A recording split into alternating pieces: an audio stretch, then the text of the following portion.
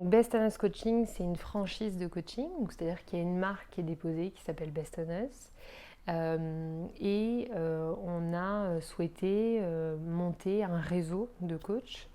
Donc le parcours, comment ça se passe pour devenir franchisé? Donc déjà, il y a des secteurs de disponibles et d'autres non, c'est-à-dire que c'est nous qui ouvrons les secteurs au fur et à mesure. Et les personnes sont recrutées, donc nous on met des annonces de recrutement général sur Pôle emploi ou autre. Et les personnes qui sont sur le secteur et qui sont dans le moment de vie où ils sont intéressés par le coaching, qui souhaitent se former ou autre chose, vont finalement postuler pour devenir franchisés.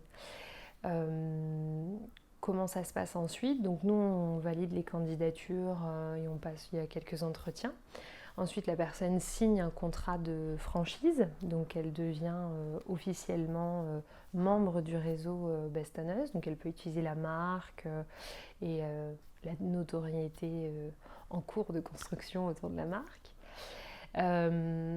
Et ensuite, cette personne va devoir entrer, il y a un parcours obligatoire, et donc après cette entrée après cette signature de contrat, on va dire, le step suivant, c'est l'école. Donc du coup, toute personne qui est dans le réseau a obligatoirement fait l'école Best On Us, donc après une certification qui est donnée par nous, et a fait son mentoring, etc. Ça dure à peu près 3 mois, voilà. Et ensuite, on va passer, donc une fois que cette formation est terminée, que le mentoring est fait, que les supervisions sont faites, on va passer à l'ouverture du cabinet. Donc on va accompagner à l'ouverture et puis après sur toutes les autres thématiques de cours de vie d'un coach en fonction. Alors qui je suis C'est une question super large en plus. C'est intéressant en termes de coaching dire qui je suis. Qui je suis? Donc je suis Aline Marquez, je suis donc coach depuis 4 ans et je suis maintenant la responsable de Best On Us Coaching. Qui je suis? Je suis une personne très autodidacte, très entrepreneuse, avec une vraie volonté d'apporter des choses qui peuvent cohérentes et qui peuvent changer les choses pour les autres. L'idée de l'école. Alors en fait, moi je suis coach depuis 4 ans et il se trouve que je trouvais que dans le milieu du coaching, on ne répondait pas forcément à toutes les demandes. Et au moment de ma formation, j'ai trouvé que les formations n'étaient pas forcément équivalentes en fonction des écoles. Et du coup, j'ai souhaité, au bout de quelques années, créer ma propre école pour proposer d'autres choses, pour pouvoir vraiment avoir des coachs formés sur plusieurs plans, autant le professionnel que le particulier, pouvoir répondre aux demandes de l'humain de manière générale et pas que certaines spécificités ou spécialités que peuvent avoir les écoles. Pourquoi le coaching? Parce que l'accompagnement déjà, forcément l'humain, puisque tout métier autour, mais pas forcément dans le côté aide, dans le côté accompagner et surtout action. C'est-à-dire que moi ce que j'aime c'est la réalisation et je trouve que c'est le seul métier où on a vraiment une finalité, quelque chose de concret et où on voit l'avant et l'après. Et ça pour moi c'est très important. Donc très tôt j'ai su que c'était que je voulais apporter à l'autre de manière générale et du coup le coaching est venu au fur et à mesure des recherches de comment accompagner l'autre, comment apporter à l'autre et c'est venu assez naturellement finalement. Comme je disais, c'est vraiment le concret aussi qui m'a parlé. Je ne me voyais pas être dans les milieux thérapeutiques. Euh, c'est un métier qui est très centré sur le présent et le futur. Et on enlève cette partie un peu sac à dos, passé, parfois trop profonde, qui peut être trop lourde et qui me parle beaucoup moins. Voilà. J'ai vraiment travaillé sur moi avec le coaching essentiellement. Voilà. Donc la thérapie, je ne l'ai pas vécu, d'autres gens autour de moi l'ont vécu. Maintenant, on ne travaille pas sur les mêmes biais, on n'apporte pas les mêmes choses. C'est pas la même intention de base, je pense. À qui s'adresse votre école? Alors oui, je pense qu'il y a une cible parce que ça rejoint un petit peu ce que je disais sur moi, c'est que je pense qu'il y a des gens au fur et à mesure de leur vie qui vont avoir développé des compétences et des qualités au niveau caractère qui vont être essentielles au métier de coach. Donc oui, il y a quand même une cible. Je pense que tout le monde n'est pas fait pour être coach et c'est une réalité. Après, on est plutôt sur des personnes qui souhaitent... alors moi, c'est plus une école, mais c'est une franchise aussi derrière. Donc le but, c'est d'accompagner les coachs jusqu'à leur réussite professionnelle. Ce qui fait qu'on est encore en position de coach en les accompagnant, ce qui me plaît beaucoup. Et donc du coup c'est vraiment de leur permettre, aujourd'hui on est obligé de se lancer seul, quasiment aujourd'hui dans le coaching, parce que en tant que salarié ça n'existe quasiment pas, il faudrait arriver dans des grosses structures et c'est essentiellement du coup professionnel. Ce qui veut dire que tous ceux qui s'intéressent un peu plus aux particuliers ou qui ont envie d'apporter aux particuliers ne peuvent pas avoir la chance ou pas d'être en tant que salarié. Donc ça veut dire de toute façon être coach, ça veut dire se monter, ça veut dire avoir sa propre entreprise. Et aujourd'hui, il y a des gens qui ne se le sentent pas de faire ça seul et qui du coup se réalisent pas forcément professionnellement parce qu'ils n'ont pas la structure derrière qui va leur permettre de les accompagner, de répondre à leurs questions, de les sécuriser. Et c'était un petit peu mon idée, c'est que j'ai rencontré des gens très très intéressants, qui pouvaient être des super coachs et qui n'ont pas forcément passé le cap pour une question un peu peut-être de sécurité interne, on va dire, de sérénité. Et je pense que Westonus répond à ça. Voilà. Dans le fait de dire, on transmet la formation, on va vraiment en profondeur dans la formation, on fait un mentoring sur les personnes. Donc un coach mentor va aller travailler sur la personne. Donc elle est obligée aussi d'aller un peu en introspection et de travailler sur certaines choses qui vont forcément effet miroir dans les séances ou voilà, pour avoir la bonne posture. Et derrière, on va les accompagner avec du moment où ils se montent jusqu'au moment où ils gagnent leur vie. On les accompagne sur tout type de problématiques, qu'elles soient internes, parce qu'on a des limites, voilà, comme on le sait tous, mentales, des croyances qui des fois bloquent sur des choses complètement... C'est bénin, quoi. Mais bon, voilà, ça permet de déverrouiller ça. Et puis aussi sur des questions juridiques, financières ou autres. Oui, alors de toute façon c'est des indépendants, donc ils ont forcément une responsabilité, même une grande responsabilité dans cette démarche. Et c'est une volonté qui reste indépendante parce que je pense qu'un coach doit rester authentique aussi et que même s'il y a une structure derrière, il faut que la personne se sente libre d'accompagner l'autre comme il le ressent aussi.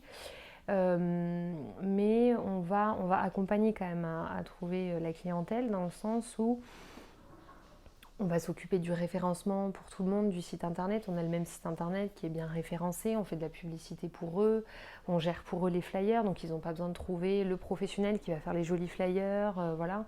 On s'occupe de tout ça pour eux, donc ils ont déjà les flyers, ils ont déjà les cartes de visite, ils ont déjà un site internet et on fait en sorte qu'on soit toujours bien référencé, toujours à jour. Donc il y a quelque chose qui est quand même délégué et qui est en charge sur la franchise. Voilà, le franchiseur va avoir cette responsabilité-là de les aider et de faire certaines choses pour eux pour trouver leur clientèle. Et il y a une autre responsabilité qui est la leur, c'est bien évidemment leur réseau, leur bouche à oreille. Les flyers, on ne les dépose pas pour eux. Voilà, on va dire qu'on fait une partie du chemin et ils font l'autre. On a la volonté que tout le monde puisse répondre à toutes les problématiques. Donc ils n'ont pas vraiment l'opportunité de choisir entre les deux. On souhaite que tout le monde ait le même type de formation et que tout le monde soit coach à part entière. Et quand moi j'entends le mot coach, pour moi coach ça veut dire pouvoir répondre à une demande autour de l'humain, qu'elle soit en entreprise ou à l'extérieur de l'entreprise. Et pour moi un coach c'est quelqu'un qui n'a pas de zone de confort. Et ce que je trouve très particulier parfois, c'est qu'on a des coachs qui peuvent avoir justement une spécificité qui va finalement leur créer une très grande zone de confort parce qu'ils vont faire essentiellement, je sais pas moi, la confiance en soi pour les femmes. Et du coup, je trouve que là, on cloisonne complètement le métier et que un coach avec une grande zone de confort, c'est plus tout à fait cohérent. Voilà. Donc ils répondent à toutes les problématiques, que ça aille de la dépression, en passant par l'enfant, les adultes ou l'entreprise. Il y a une particularité dans l'humain, c'est que chacun est unique et pourtant on a un espèce de fil conducteur dans toute la construction de l'humain, dans toutes les problématiques qui est vraiment là. Et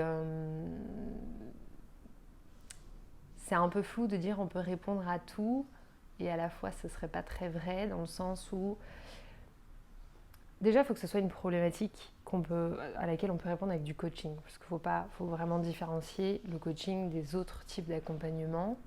Il y a des problématiques que le coaching ne résout pas entre guillemets parce que ça a trop de profondeur ou que ça vient vraiment d'un nœud du passé trop important et que du coup on va savoir aussi orienter vers d'autres choses. Donc déjà, il faut vraiment que ce soit des problématiques qui sont liées, sur lesquelles on puisse répondre en tant que coach.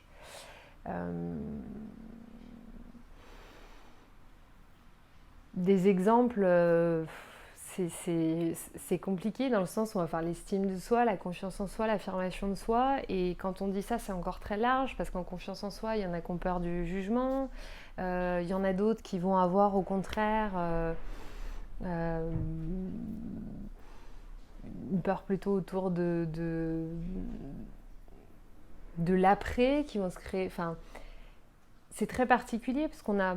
Si je prends l'affirmation de soi, par exemple, parce que la confiance en soi, ça va peut-être moins parler, il y a des gens qui vont venir nous voir pour une question d'affirmation et qui ont des problématiques qui peuvent être parfois tellement opposées. C'est-à-dire qu'il y a des gens qui ne s'affirment pas et il y a des gens qui s'affirment trop. Et qui vont arriver dans la problématique du conflit, qui vont arriver dans la problématique d'être un parent, un manager ou autre chose, qui va être finalement avoir une forme d'agressivité ou de dureté en arrière-plan, qui va jouer dans sa relation. Et pourtant, ils viennent pour la même problématique. On vient nous voir en disant affirmation de soi, quoi. Voilà, il faut que je travaille mon affirmation de moi. À partir du moment où la personne souhaite agir et que c'est un blocage qui est dans le présent,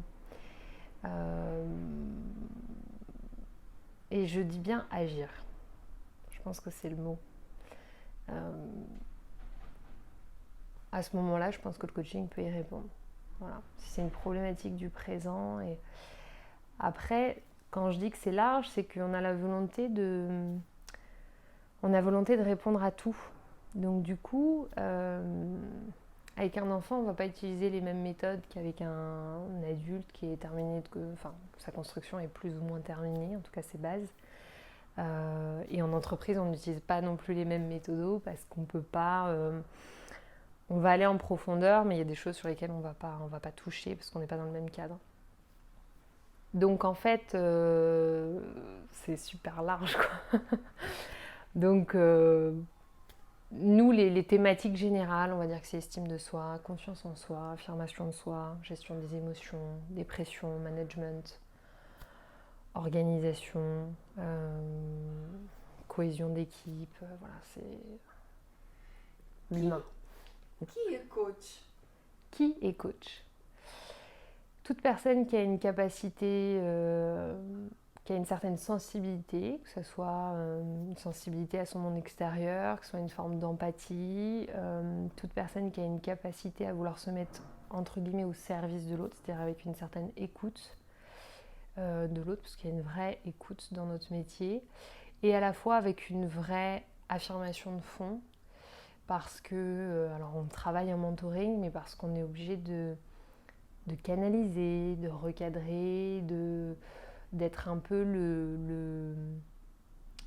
Nous, on est garant de l'objectif, quelque part. Et donc, du coup, on doit forcément amener l'autre à se recentrer sur ce qu'il est venu chercher. Et du coup, je pense qu'il faut avoir une affirmation de fond importante. Voilà. Où est-ce qu'on vous trouve ? Alors, sur Internet essentiellement. Et après, on a des cabinets aujourd'hui sur Toulouse. On a plusieurs cabinets sur Toulouse. Et là, on est en train de terminer la région Toulouse et on arrive à Bordeaux à partir d'avril. C'est bestonus.fr.